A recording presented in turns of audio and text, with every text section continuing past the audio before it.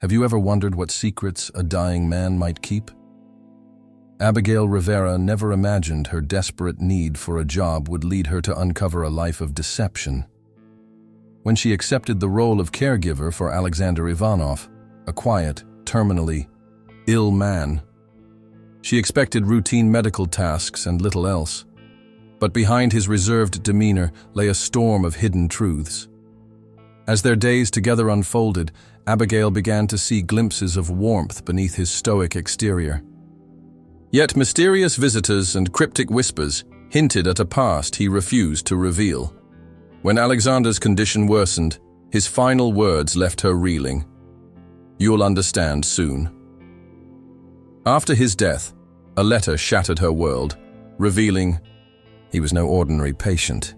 The billionaire in disguise had chosen her, a stranger, to inherit not just his fortune, but his legacy. How could one act of compassion rewrite her life forever? Today, we explore the heart-wrenching twist that turned a caregiver into the keeper of a hidden empire. Abigail Rivera stood in the rain, her coat collar turned up against the chill. Desperation had led her to this elegant townhouse, answering an ad for a live-in caregiver. Caring for a stranger had never felt so literal. The agency had been vague, mentioning only a quiet patient with a terminal diagnosis. She didn't know who he was, but the rent was due, and her student loans weren't going to pay themselves. As she rang the doorbell, a sliver of doubt crept in. What if she was in over her head?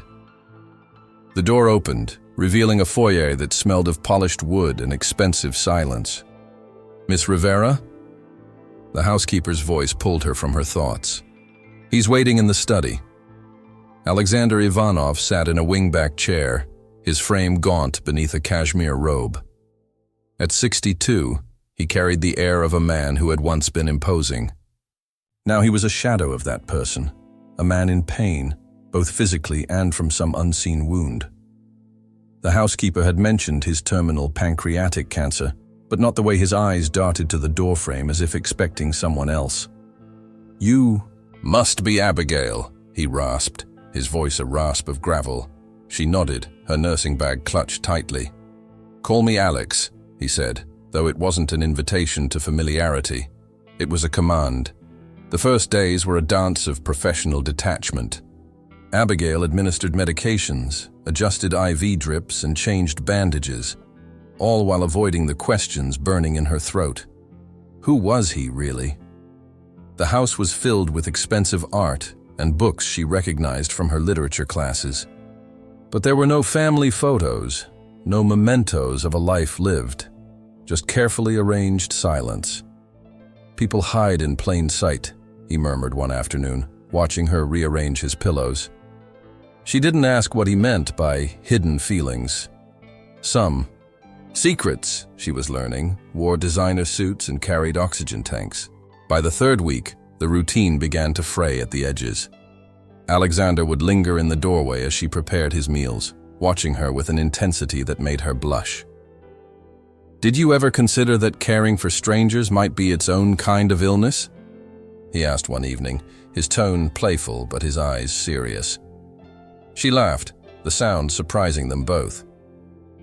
"Love behind the illness," she countered, quoting a nursing school motto. "Though I'm not sure I'm in love with you yet, Mr. Ivanov."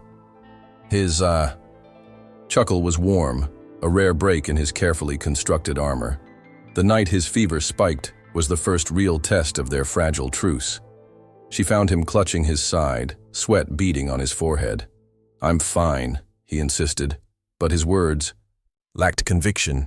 As she helped him to bed, their fingers brushed, and for a moment, the air between them crackled with unspoken things. "You're not just a nurse, are you?" he whispered, his voice weak.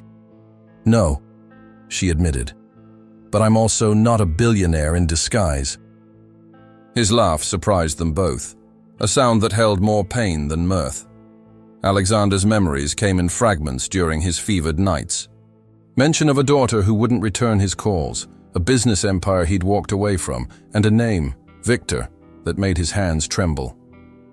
"The man you thought you knew," he muttered deliriously, "isn't the man I am." Abigail stayed by his side through the night, her hand resting on his forehead. When dawn came, he apologized for the inconvenience, as if near-death experiences were routine. "We all have goodbyes full of secrets," she said gently, though her heart raced at the implications. By the end of the first month, Abigail found herself dreading the day she would no longer be needed. Alexander's condition remained stable, but the unspoken bond between them deepened like a wound healing beneath a scar. "Why me?" she asked one evening as they watched the rain together. "Why not one of your associates?" He turned to her, his eyes sharp. "Because they'd asked too many questions," he said. "And you, Abigail, have the rare gift of seeing people without wondering what's in their wallet." She didn't mention that. His hidden fortune was becoming less hidden with each passing day. Some secrets, she decided, were meant to be kept, for now. Days melted into weeks, and the clinical distance Abigail had initially maintained began to blur. The morning routines, administering medication, adjusting the oxygen mask, preparing nutrient broths, became a quiet symphony of care. Alexander's once curt nods of acknowledgement softened into fleeting smiles, and their conversations drifted from medical necessities to the ephemeral. "Do you believe in fate, Miss Rivera?" he asked one afternoon, his voice a rasp against the silence of the sunlit room.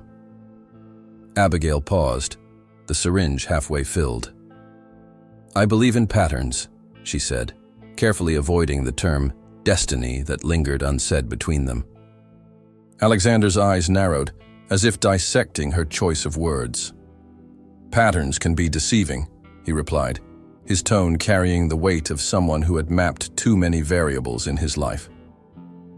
The turning point came during a thunderstorm. The townhouse lights flickered, casting long shadows that danced like phantoms across the walls. Alexander sat bolt upright in bed, his breath coming in sharp gasps. Abigail rushed to his side, her hands steady despite the tremor in her voice. "It's just the storm," she soothed, though the words felt inadequate against the primal fear in his eyes. "No," he whispered, gripping her wrist with surprising strength. "It's the ghosts." The admission hung in the air, heavy with unspoken truths. For the first time, Abigail saw beyond the patient, the man beneath, fractured and raw. That night, as she sat by his bedside until the first light of dawn, she realized that routines weren't just about tasks. They were about building a bridge between two souls adrift in their own storms. The art of listening became Abigail's unexpected education. Alexander's stories weren't grand narratives of triumph or failure, but fragmented memories. Childhood winter in Siberia, the taste of fresh pirogues, a love letter burned in a moment of anger. Each anecdote was a pebble dropped into a pond, creating ripples that disturbed the placid surface of Abigail's ordered life. "Why do you collect these moments?" she asked, tracing the spine of a well-worn Tolstoy novel he kept beside his bed. "Because when the body fails," he said, his fingers brushing hers in a gesture that was neither accidental nor intimate, "the mind needs anchors." She didn't mention that she was becoming one of those anchors. Some bonds, she learned, form in the quietest of spaces, between breaths, between heartbeats, between the lines of what remained unsaid.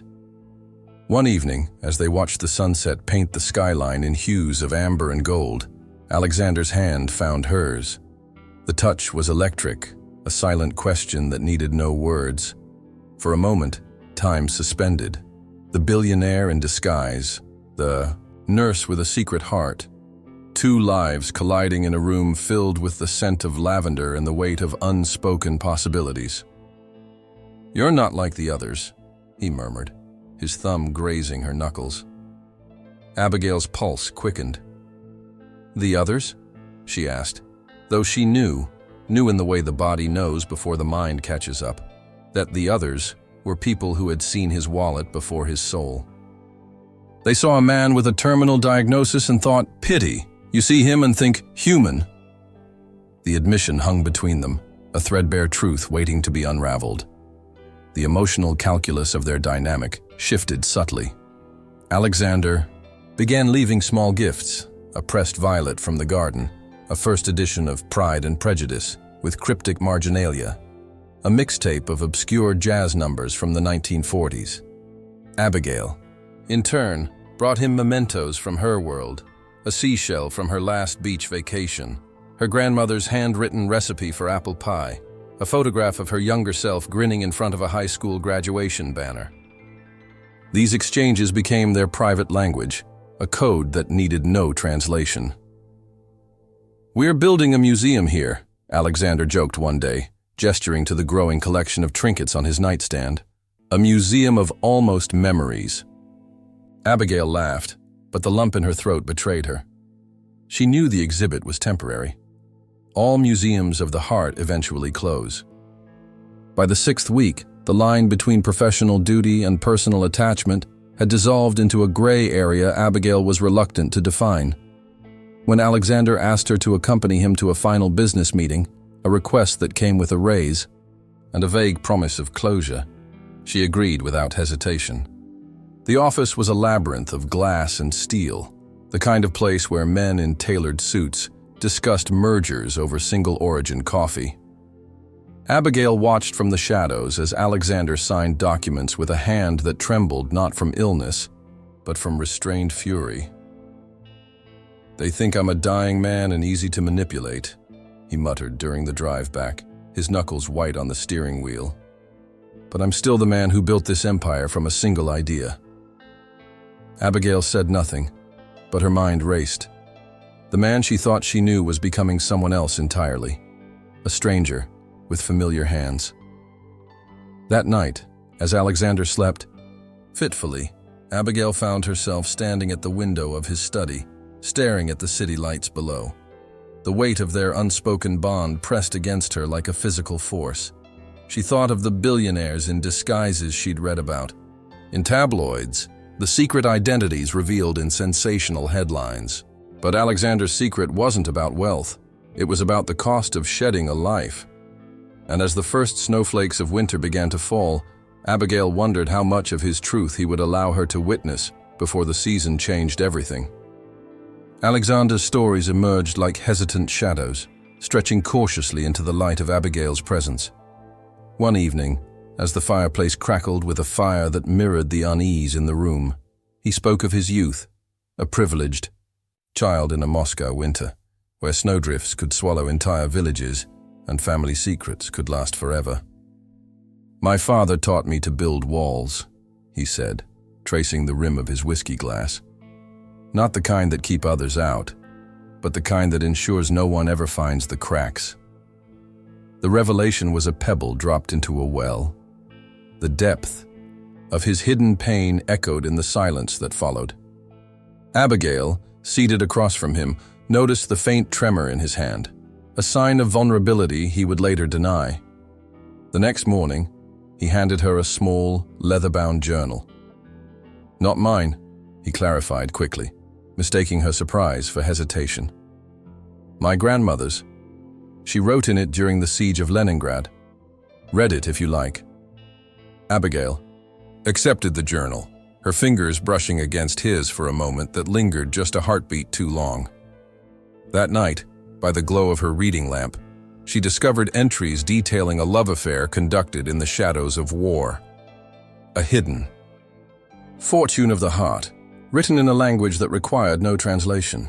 The parallels to Alexander's life were unmistakable, though he would never confirm them.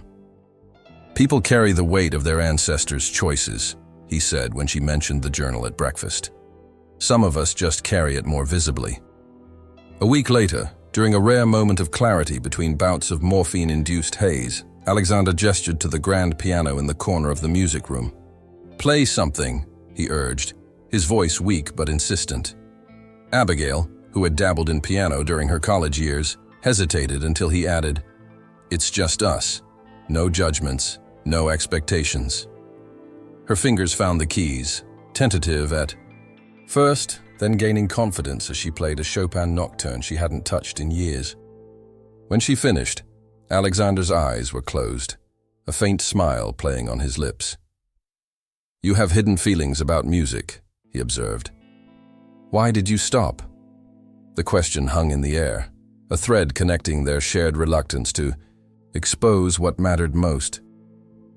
The arrival of Victor, a man with the precise diction of a lawyer and the cold stare of someone who keeps secrets for a living, marked a turning point.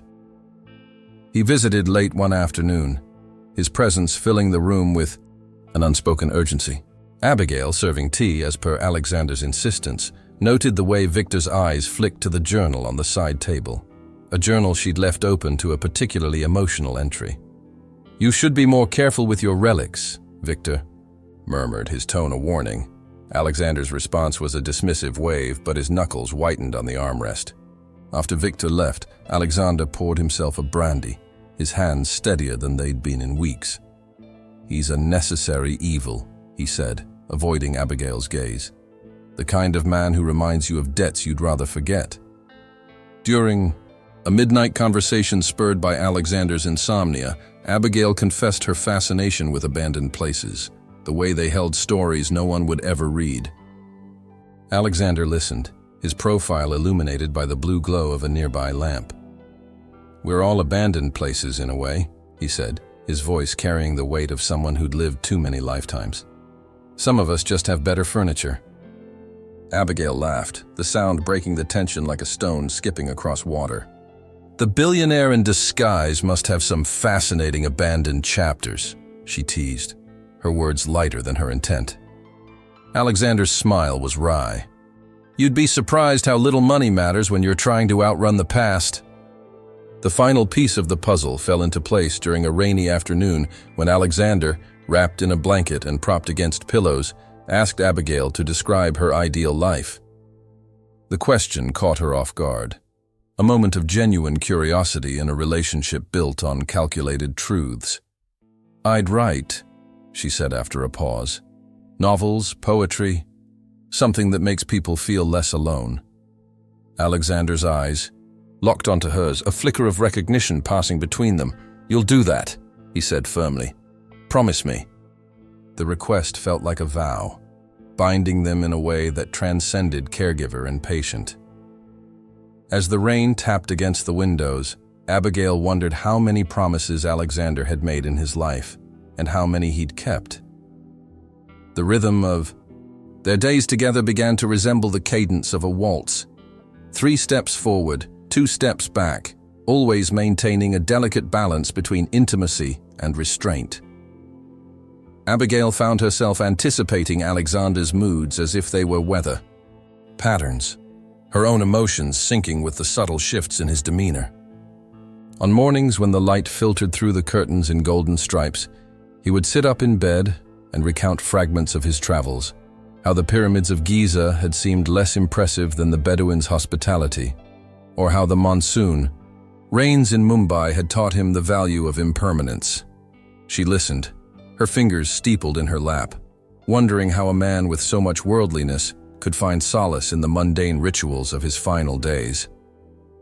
One afternoon, as they sat on the sun-drenched patio, Alexander's gaze lingered on the garden's rose bushes, their petals a fiery crimson against the fading light.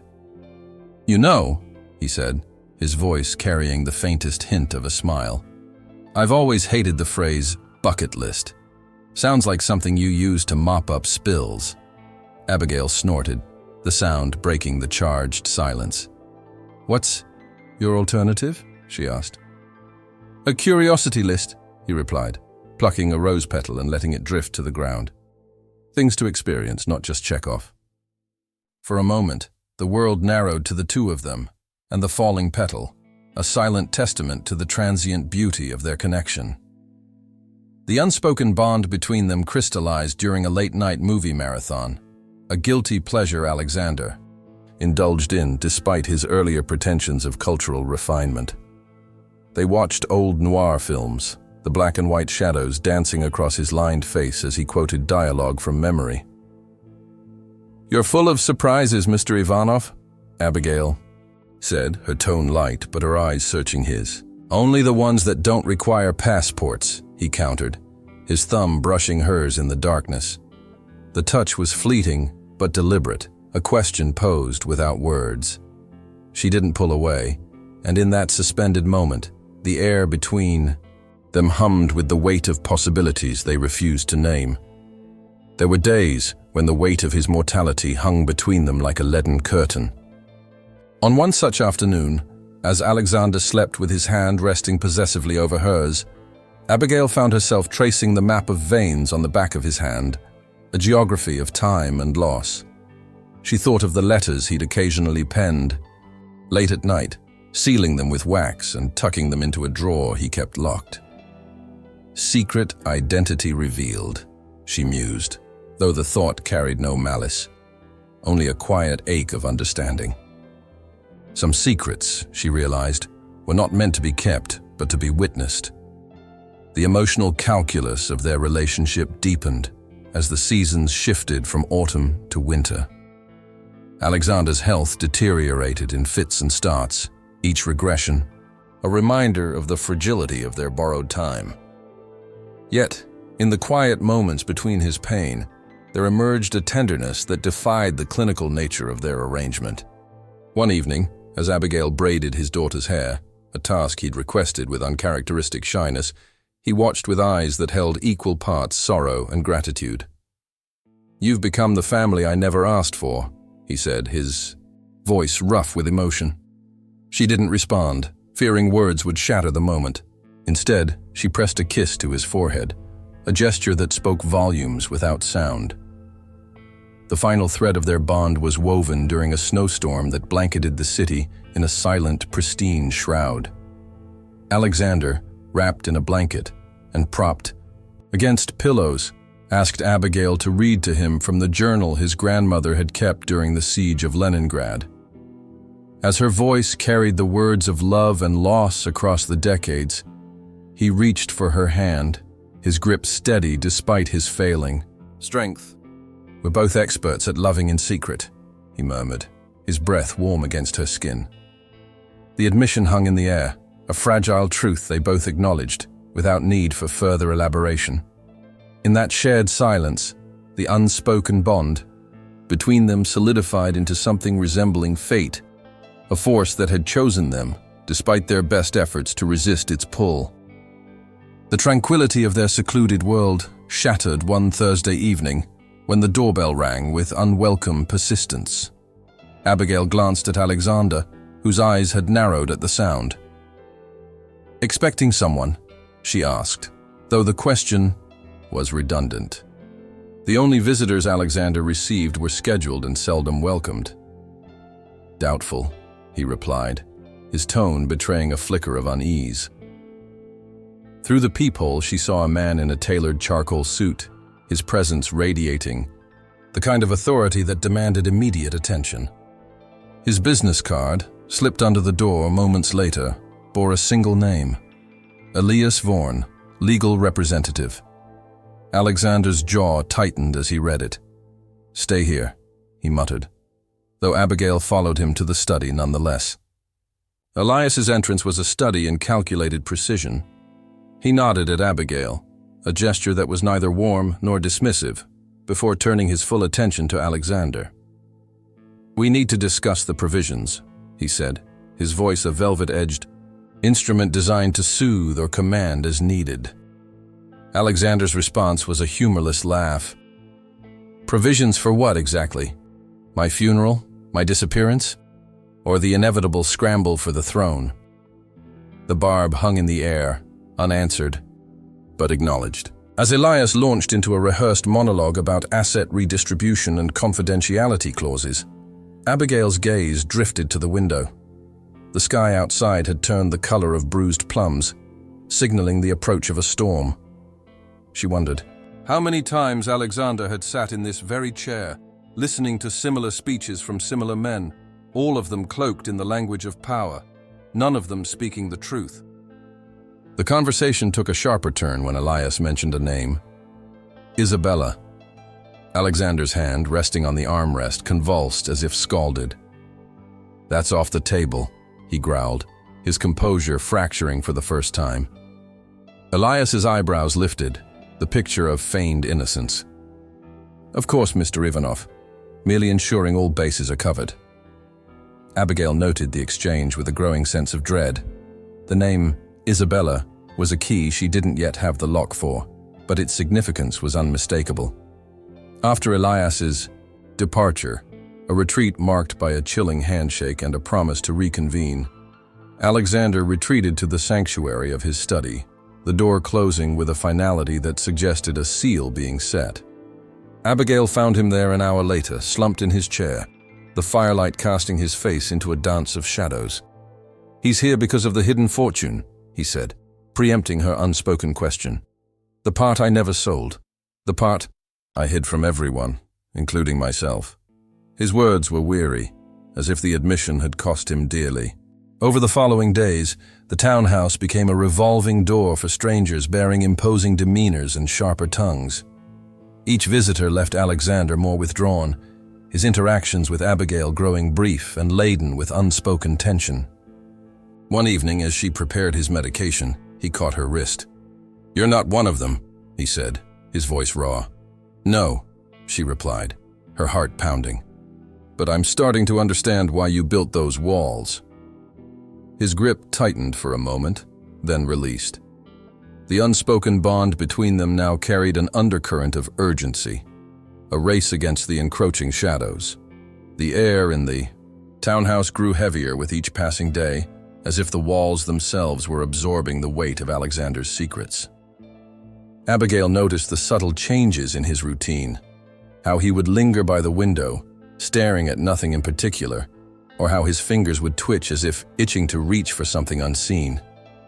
She didn't need to be a detective to realize that the man she thought she knew was, in fact, a stranger with a locked drawer of truths. One afternoon, while tidying his study, Abigail's gaze fell on a leather-bound folder tucked beneath a stack of books. The label on the spine read, "Trust. Deeds do not open." But it was the tremor in her hand that caught her attention.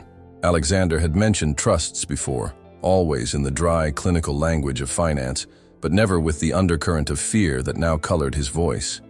When she asked about it that evening, his response was a masterclass in avoidance. "Just legalities," he said, his smile not reaching his eyes. "The kind that keeps the wolves at bay." But the folder remained in her peripheral vision, a silent taunt. The breakthrough came during a rare moment of vulnerability.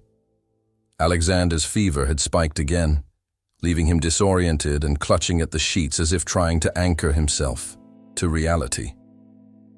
Abigail sat by his side, a cool cloth pressed to his forehead, as he rambled about a life she barely recognized.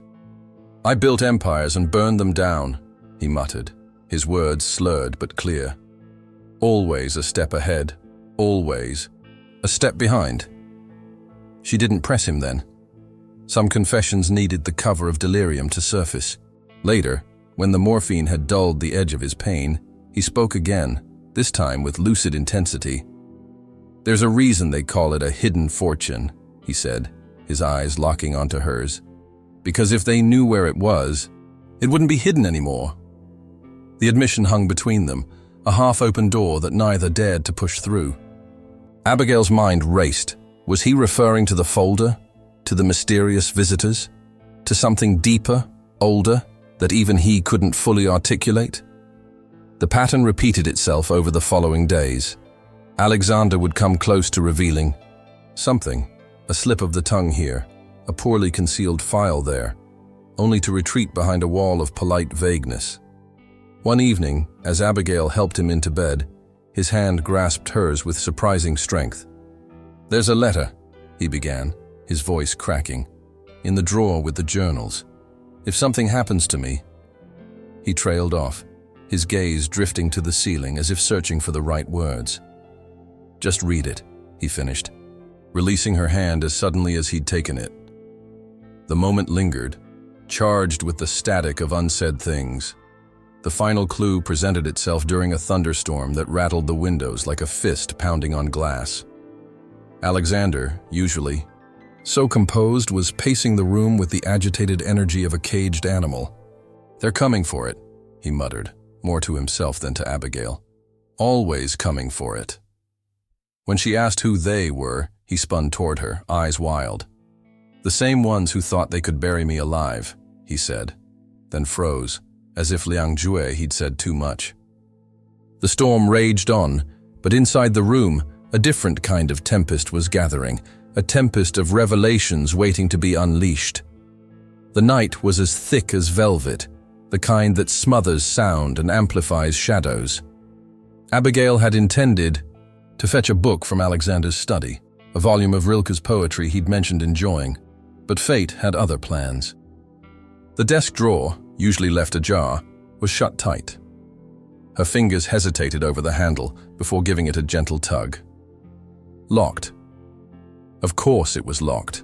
The universe, it seemed, loved a good dramatic reveal. The discovery happened in that liminal space between intention and accident. While searching for the key, because every self-respecting mystery requires a key, her hand brushed against a small rectangular object beneath the desk. The box was no larger than a deck of cards, its surface smooth and cool to the touch. No engravings, no markings, just a simple latch that betrayed nothing of its contents. "Well, aren't you a sneaky little thing?" she muttered, more to break the silence than out of actual surprise. Back in the guest room, the box became Abigail's obsession. She tried every trick short of a crowbar, paper clips, bobby pins, even a hairpin she borrowed from the bathroom vanity. Each failed attempt felt like a small betrayal. "Come on, you stubborn thing," she coaxed, as if the box might respond to flattery. When the latch finally yielded with a quiet click, the sound was as triumphant as a championship whistle. Inside, neatly folded and secured with a wax seal, was a single sheet of paper. The handwriting was unmistakably Alexander's, angular, precise, as if each letter had been carved with a scalpel. The name at the top, however, was a stranger. Elena Petrova. Abigail's breath hitched. She didn't recognize the name, but the pit of her stomach told her it was important. Very important. The kind of important that could rewrite everything she thought she knew. The second item was a USB drive, its casing cold against her palm. Curiosity, that fickle mistress, compelled her to connect it to her laptop. The screen filled with files, photos, documents, bank statements, all stamped with the heavy weight of legitimacy. "Oh, Alexander," she whispered, the words both accusation and lament. Here was the hidden fortune he'd spoken of in riddles, laid bare in pixelated clarity. And here, in the corner of a photo from what looked like a corporate gala, was a woman whose face mirrored Elena Petrova's with uncanny precision. The final piece was a key, small, brass, and decidedly old-fashioned. It didn't take a Sherlock to deduce its purpose. Back in the study, the desk drawer yielded with a satisfying snick. Inside lay a passport, not in Alexander's name, and a stack of hotel receipts from cities Abigail had only read about in travel magazines.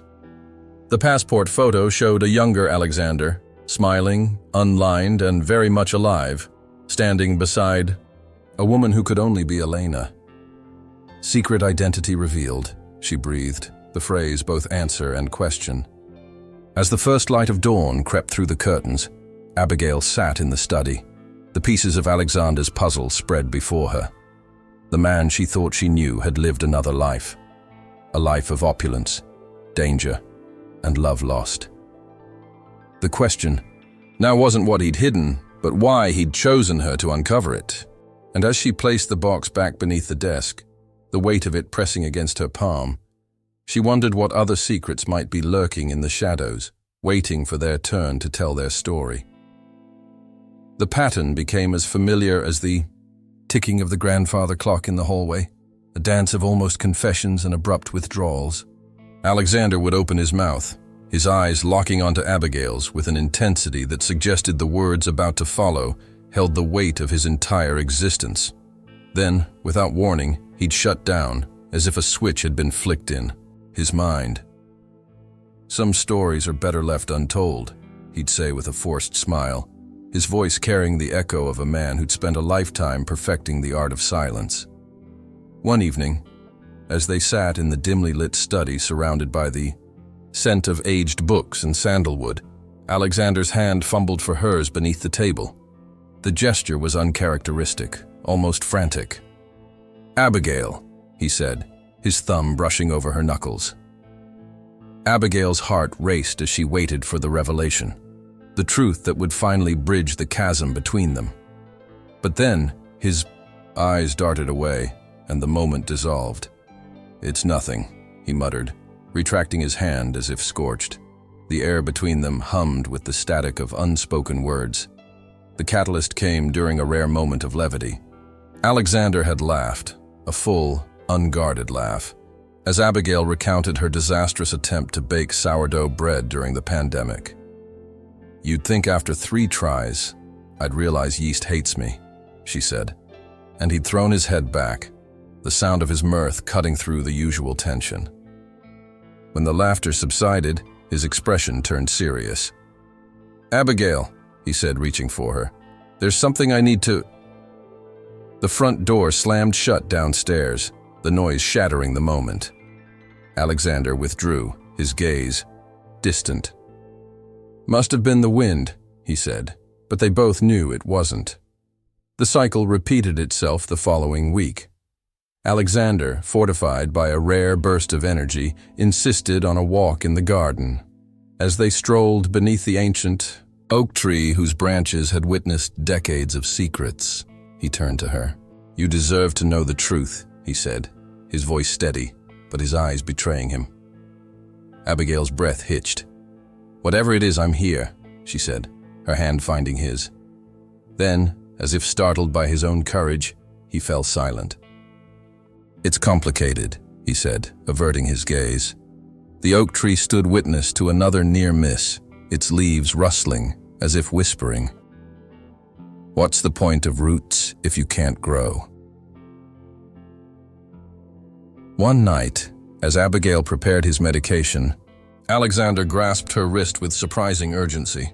"Promise me you'll forgive me," he said, his voice trembling. The words were like a punch to the gut. "Forgive you for what?" she asked, her mind racing. But he shook his head, the light in his eyes dimming. "It's not time yet," he whispered, releasing her. The room filled with the silence of unsaid apologies and deferred truths. Abigail stood there, her pulse pounding, wondering how many more almosts her heart could endure before it fractured entirely. The breaking point arrived during a thunderstorm that rattled the windows like a desperate plea. Alexander, usually so composed, was sitting bolt upright in bed, his hands clutching the sheets as if bracing for an impact only he could see. "It's just the storm," Abigail said, though her words felt hollow against the primal fear in his eyes. "No," he whispered, his voice cracking. "It's the lies." For a heartbeat, she thought he'd finally surrender to the truth. Instead, he turned away, his shoulders slumping in defeat. "Some secrets die with the person who keeps them," he said, and the room fell into a silence so heavy it might as well have been a tomb. The autumn leaves outside the study window began to wither and fall, mirroring the decline in Alexander's health. What had once been manageable episodes of weakness now transformed into full-fledged battles against time. His once steady hands trembled uncontrollably, and his cough carried a wet, raspy quality that made Abigail's stomach churn. The morphine doses increased, each one a double-edged sword that dulled his pain but stole his clarity. "They say time heals all wounds," he rasped one morning, his voice barely audible over the sound of his own labored breathing. "But it seems time is the wound that never heals."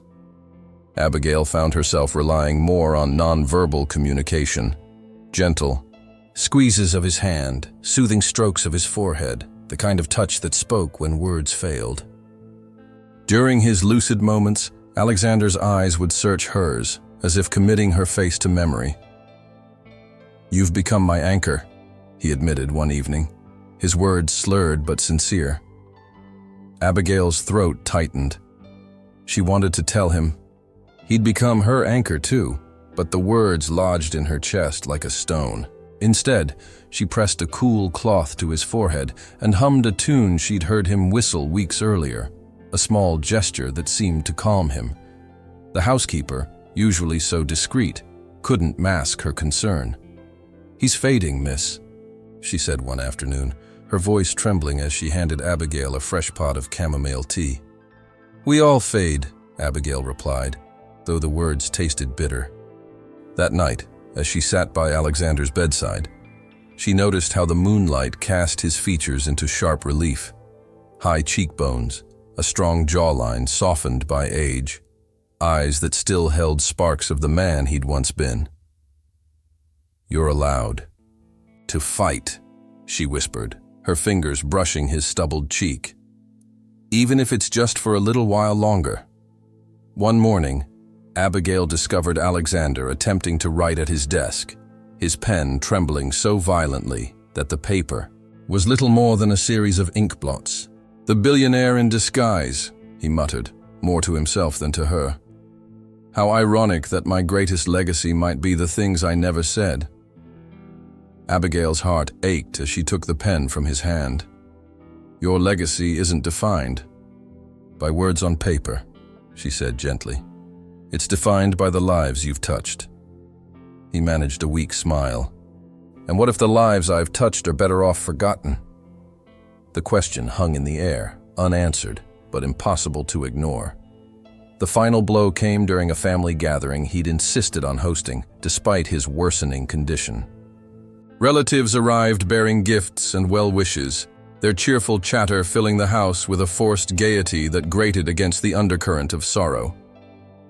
Abigail watched from the periphery as Alexander forced a smile, his hand resting possessively over hers, as if drawing strength from her presence. After the guest departed, he collapsed into his chair, his breath coming in short gasps.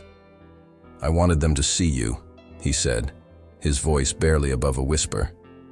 "To know that in my darkest days, I wasn't alone."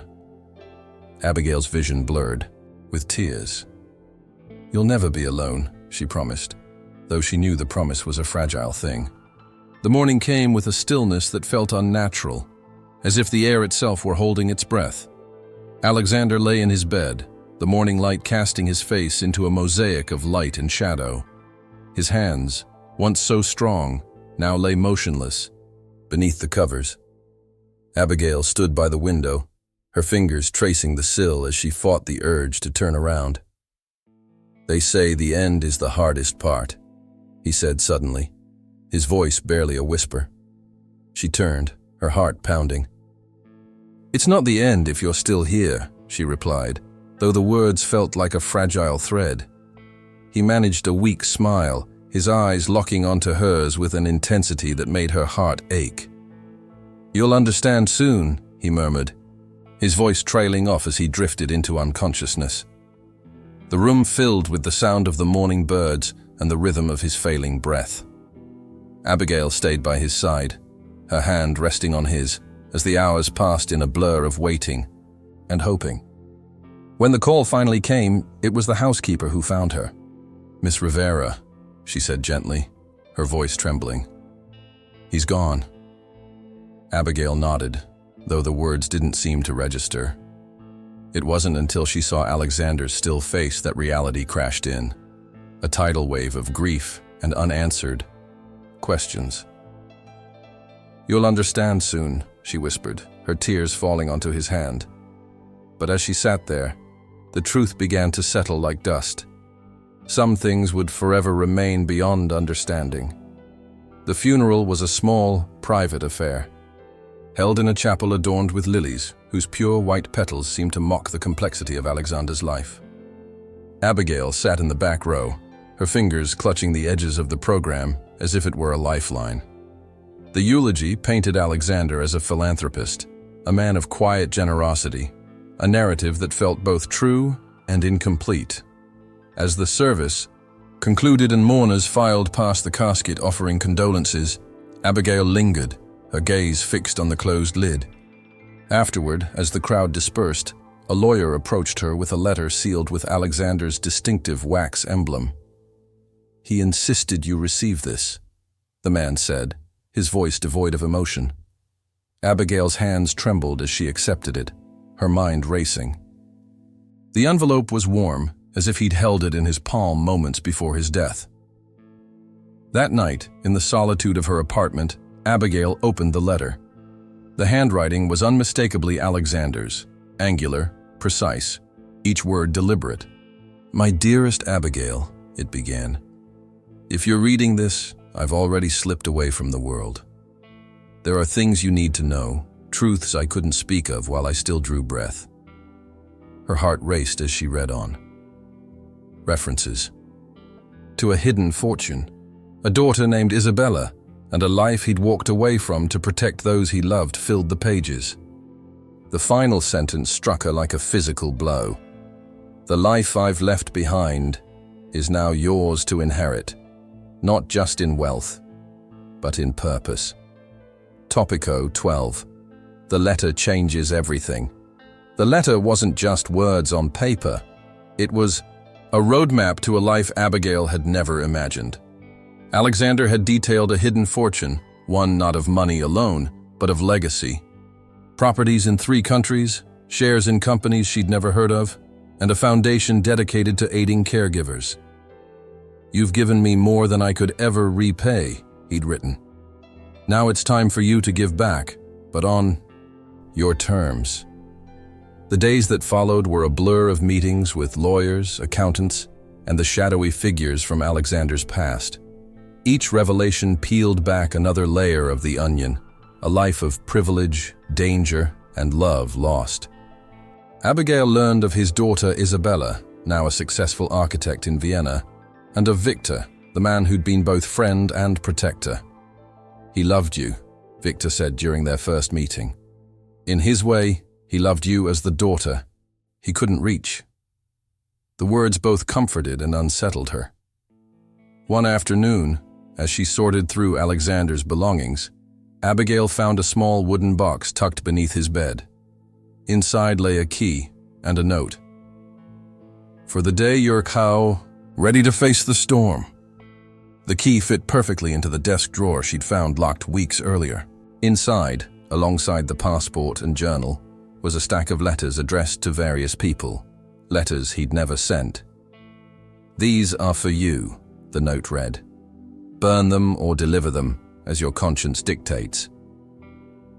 Abigail's fingers trembled as she held them. Each one was a thread in the tapestry of Alexander's life, waiting to be woven into the larger picture. The full weight of Alexander's sacrifice hit Abigail one rainy afternoon, as she stood outside the Vienna apartment he'd left to his daughter Isabella. The building was elegant, its facade adorned with wrought iron balconies and vibrant flower boxes. Isabella opened the door, her resemblance to Alexander striking, high cheekbones, piercing blue eyes, and a shy smile that mirrored his own. "I never expected to meet you," Isabella said, her voice carrying the soft lilt of her adopted homeland. "Neither did I," Abigail replied, though the words felt inadequate against the storm of emotions swirling within her.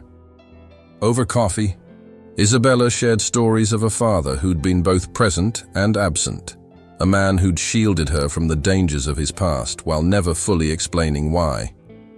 "He visited me every year on my birthday," she said, tracing the rim of her cup, "always with a gift and a warning to be careful." Abigail listened, her mind connecting dots she hadn't even realized were there.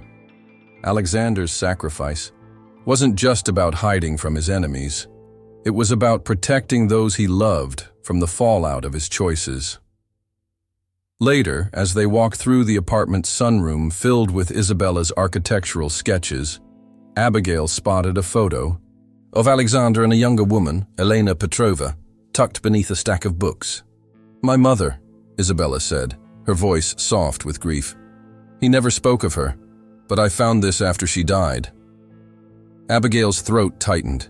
The woman in the photo bore an uncanny resemblance to the figure in the USB drive photos. "He loved her very much," she said, more to herself than to Isabella. "And he lost her because of the life he chose." The words hung between them, a shared understanding of the cost of love in the shadows. Back in London, Abigail met with Victor in a discreet cafe tucked away in Mayfair. The man who'd once been Alexander's shadow now regarded her with a mix of respect and wariness. "He knew you'd come," Victor said, sliding a manila envelope across the table. "Inside are the coordinates to the offshore accounts and the deeds to the properties. Use them wisely." Abigail's fingers trembled as she opened the envelope, the weight of responsibility pressing against her like a physical force. "Why did he trust me?" she asked. Victor's smile was wry. "Because you saw him, not what he owned. A rare gift, especially in our world." The reading of the will was a somber affair, held in a solicitor's office that smelled of aged leather and polished wood. Isabella, Victor, and Abigail sat side by side, their faces pale with anticipation. The solicitor, a woman with the precise diction of someone accustomed to delivering unwelcome news, began by outlining the standard provisions: trusts, charitable donations, and the inevitable taxes. But it was the personal bequests that drew gasps. "To my daughter Isabella," the solicitor read, her eyes never lifting from the document. "I leave the Vienna apartment and a trust fund to support your education and architectural dreams. Know that my absence in your life was never a choice born of indifference, but of a father's desperate attempt to protect you from the darkness that followed me." Isabella's hand flew to her mouth, her eyes glistening with tears. "Victor, received a substantial sum for your unwavering loyalty and the countless times you saved me from my own recklessness." The man nodded, his expression unreadable but his eyes betraying a flicker of emotion. And then came Abigail's inheritance. "To Abigail Rivera," the solicitor said, her voice steady but carrying the weight of revelation, "I leave the entirety of my estate, properties, shares, and the Ivanov Foundation. It is my wish that you use these resources to continue the work I began, but could never fully dedicate myself to. The foundation will support caregivers and their patients, ensuring that others may find the same compassion and dignity you provided me in my final days." The room fell silent, the only sound the ticking of a grandfather clock in the corner. After the solicitor concluded, Isabella turned to Abigail, her eyes wide with a mix of gratitude and curiosity. "Why you?" she asked. Abigail hesitated, then smiled. "Because he knew I'd finish what he started." Victor nodded, a rare smile playing on his lips. "A wise choice," he said. "But what about you?" Isabella pressed. "What will you do with all this?" Abigail's gaze drifted to the window, where the first light of dawn was painting the sky in hues of pink and gold. "I'll build," she said. "Not just with bricks and mortar, but with the kind of legacy that outlives us all." Abigail's life after Alexander became a tapestry woven from threads of purpose and discovery. She immersed herself in the Ivanov Foundation, transforming it from a modest philanthropic endeavor into a global network supporting caregivers and their patients. The work was demanding, often overwhelming, but it carried a meaning that resonated deep within her. "Every time I help someone find dignity in their final days," she'd say during interviews, "I feel like I'm honoring Alexander's memory." Her relationship with Isabella evolved into a bond that defied labels. They traveled together to the far-flung properties Alexander had mentioned in his letter: a villa in Tuscany, a penthouse in Manhattan, a cabin in the Swiss Alps, each place holding fragments of his life that they pieced together like a puzzle. "He was more than just a father," Isabella said one evening, as they watched the sun set over the Tuscan hills. "He was a man who carried the weight of the world on his shoulders, yet still found the strength to love." Abigail nodded, her heart full. "And he found the strength to let go." Victor remained a constant presence, his role shifting from protector to confidant. "You're doing well," he said during a quiet moment in the Foundation's London office. "Better than I ever could have." Abigail smiled. "Alexander believed in second chances," she replied. I'm just following his lead." The words carried the weight of a promise, one she intended to keep. The public revelation of Alexander's true identity sent shockwaves through media circles. Headlines sensationalized his double life. The billionaire who'd faked his death to live as a reclusive invalid, the genius who'd outsmarted his enemies only to die in obscurity. Abigail navigated the attention with grace, using interviews as opportunities to redirect focus to the Foundation's mission. His story isn't about wealth or deception, she'd say. It's about the human need for connection and dignity in the face of mortality. The message resonated, drawing supporters from every corner of the globe. One evening, as Abigail stood on the balcony of the Manhattan apartment, she received a call from a young nurse in Detroit. "I read about your foundation," the woman said, her voice trembling with emotion. "I'm caring for a patient with no family, and your work gives me hope that someone might care for me the same way someday." Abigail's heart swelled. "We'll do everything we can to support you," she promised. As she hung up, she thought of Alexander, sitting in his study surrounded by shadows and secrets. His sacrifice had given her the tools to build a legacy of light.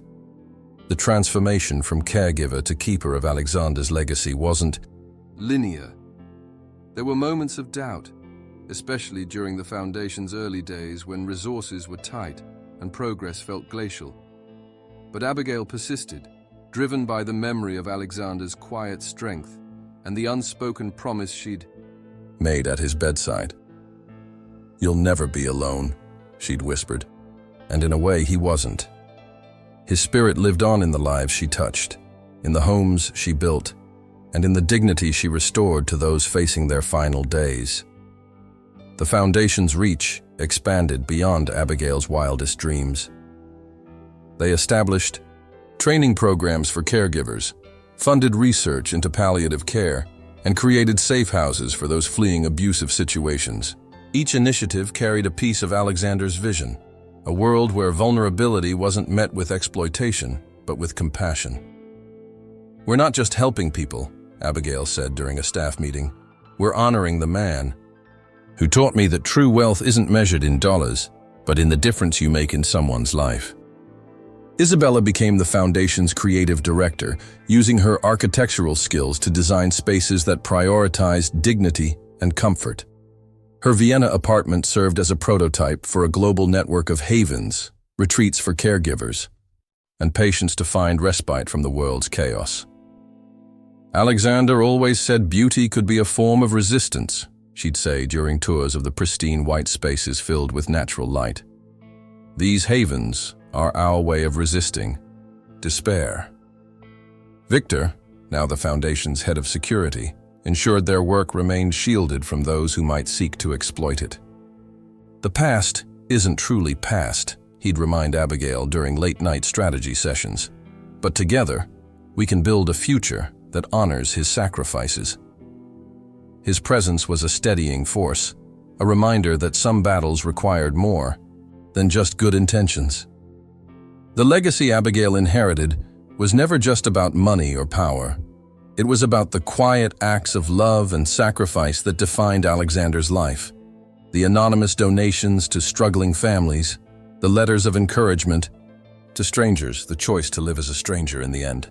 "He didn't just give me his fortune," Abigail said during a TED Talk that went viral. "He gave me a purpose. And in doing so, he taught me that the most profound legacy isn't what you leave behind, but who you become because of it." As the Foundation celebrated its 5th anniversary, Abigail stood before a crowd of supporters, caregivers, and patients whose lives had been transformed by their work. Behind her, a projection displayed Alexander's final words from his letter: "Build something meaningful." Her voice trembled with emotion as she spoke. None of this would be possible without a man who chose to live in shadows so that others might walk in the light. Today, we honor his memory by continuing the work he began, not as a billionaire in disguise, but as a force for good in the world. In the front row, Isabella wiped away tears, while Victor nodded with quiet pride. And somewhere, in the space between memory and eternity, Alexander smiled. The transition from nurse to heiress was marked by more than just a change in bank accounts. Abigail found herself navigating a world of luxury and privilege that felt foreign yet undeniably tied to Alexander's vision.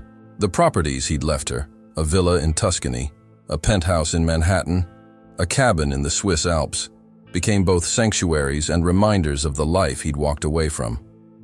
"These places aren't just real estate," Isabella said, during their first trip to the Italian villa. "They're fragments of his heart." Abigail nodded, her fingers brushing the stone balcony railing as she gazed at the rolling hills. "And now they're ours to redefine." The public revelation of her newfound status was as sudden as it was unavoidable.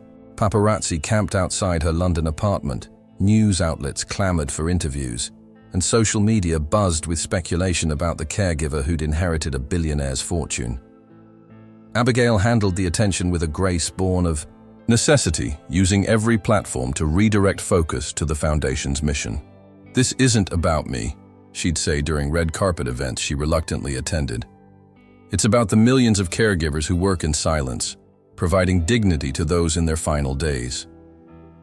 The message resonated, transforming what could have been a tabloid sensation into a movement. One evening, as she stood on the balcony of the Manhattan penthouse, Abigail received a call from a young nurse in Detroit. "I read about your foundation," the woman said, her voice trembling with emotion. "I'm caring for a patient with no family, and your work gives me hope that someone might care for me the same way someday." Abigail's heart swelled. "We'll do everything we can to support you," she promised. As she hung up, she thought of Alexander, sitting in his study surrounded by shadows and secrets. His sacrifice had given her the tools to build a legacy of light. The transformation wasn't without its challenges. Boardrooms filled with skeptics, late nights negotiating with bureaucrats, and the constant pull between administrative duties. And hands-on care tested her resolve. But in those moments, she'd close her eyes and recall Alexander's voice, steady, calm, and unyielding. "You're stronger than you think," he'd say. And she'd push forward, not for the headlines or the accolades, but for the quiet dignity in a patient's eyes when they realized they weren't alone. Years later, as Abigail accepted an award for her philanthropic work, she stood beside Isabella and Victor, her heart full. None of this would be possible without a man who chose to live in shadows so that others might walk in the light, she said, her voice steady with emotion. The audience erupted in applause, but Abigail's gaze drifted to the empty seat reserved for Alexander. In her mind, she heard his laughter, a warm, unguarded sound that reminded her she was never truly alone. The Foundation's work revealed a truth Abigail had always sensed but never fully articulated. Love isn't diminished by illness. It's transformed. During a visit to a hospice in Berlin, Abigail met a young couple, Elena, battling stage 4 cancer, and her husband Marcus, a freelance photographer whose lens had once captured the world's grandest landscapes, but now focused on the intimate moments of his wife's final days. "We thought love would cure her," Marcus said, his voice steady but his eyes betraying the lie. "But it turns out love isn't a cure. It's a companion." Abigail nodded, her heart aching with recognition. "And sometimes," she replied, "that's enough." The Foundation's Love Behind the Illness initiative became a cornerstone of their work, providing grants for couples and families to create meaningful memories in the face of terminal diagnoses. They funded photo shoots, surprise trips, and quiet moments of connection, reminders that love, though altered by circumstance, remains a source of strength. "We can't erase suffering," Abigail said during a press conference announcing the initiative. "But we can walk beside those who suffer, offering them a hand and a heart." One couple's story captured the public's imagination. Sarah and James, married for 42 years, had been inseparable since their college days. When James was diagnosed with ALS, Sarah vowed to care for him at home. The Foundation provided nursing support, home modifications, and funds for a final trip to the coastal town where they'd honeymooned. "It's not the life we imagined," Sarah said during an interview, her hand clasped in James's. "But it's the life we have, and we're facing it together." Abigail attended their final interview, her eyes glistening with tears. "This is what love looks like in the face of illness," she said softly. "Not grand gestures, but quiet devotion." The initiative expanded to include art therapy programs, music sessions and writing workshops, outlets for patients and caregivers to express the emotions often buried beneath the demands of care. "Grief is creative," Abigail said during a workshop in Paris. "It demands expression, or it will consume you." The words resonated with participants who'd found solace in painting, journaling, and composing music, a testament to the resilience of the human spirit. During a visit to a hospice in Cape Town, Abigail met a young boy named Aaron, whose mother was in the final stages of breast cancer. The boy's artwork, a series of watercolors depicting his mother as a superhero, fighting illness, became the face of the foundation's annual fundraising campaign. "My mom is my hero," Aaron said, his voice trembling with pride. "Even if she can't beat the monsters, she's still my hero." Abigail framed the artwork and placed it in every foundation office worldwide, a reminder that love behind the illness often wears a cape of quiet resilience. The truth emerged during a routine audit of the foundation's offshore accounts, a detail Abigail had initially overlooked in her focus on the mission. The documents revealed a pattern of payments to a shell company in the Bahamas, each one meticulously recorded, but shrouded in ambiguity. "It's probably nothing," Victor said when she showed him the records, "but we should investigate." His calm demeanor couldn't mask the undercurrent of concern. The investigation led them to a name Abigail recognized from Alexander's fevered ramblings, Victor's name. The shell company was linked to Victor's offshore activities, transactions that suggested a life beyond his role as Alexander's protector. "I can explain," Victor said when confronted, his composure fracturing for the first time. "But you might not like what you hear." Abigail's mind raced. Victor had been a constant presence, a rock in the storm of Alexander's legacy. The thought of betrayal was a knife twist in her heart. The revelation unfolded in Victor's dimly lit apartment, the air thick with tension. "I was never just his bodyguard," Victor began, his voice steady but his eyes avoiding hers. "I was part of the old life, the life he walked away from. The shell company was our way of laundering funds for a human trafficking ring." Abigail's breath hitched. "And Alexander knew?" she asked, her voice barely above a whisper. Victor nodded. He turned a blind eye in exchange for protection. "When he decided to disappear, he severed all ties, but not before ensuring my loyalty with a substantial payout." The words hung in the air, heavy with implication. The betrayal cut deeper when Victor revealed the final piece of the puzzle. The letters in the desk drawer, the ones he never sent, they were threats from his old associates demanding his return to the fold. When he refused, they turned to me for leverage. Abigail's hand flew to her mouth. "And you?" she asked, her voice trembling. Victor's gaze finally met hers, his expression devoid of guilt. "I did what I had to do to survive." The admission was a death knell for the trust she'd placed in him. The fallout was swift and brutal. Victor disappeared before authorities could apprehend him, leaving behind a trail of evidence that implicated several high-profile figures in Alexander's former network.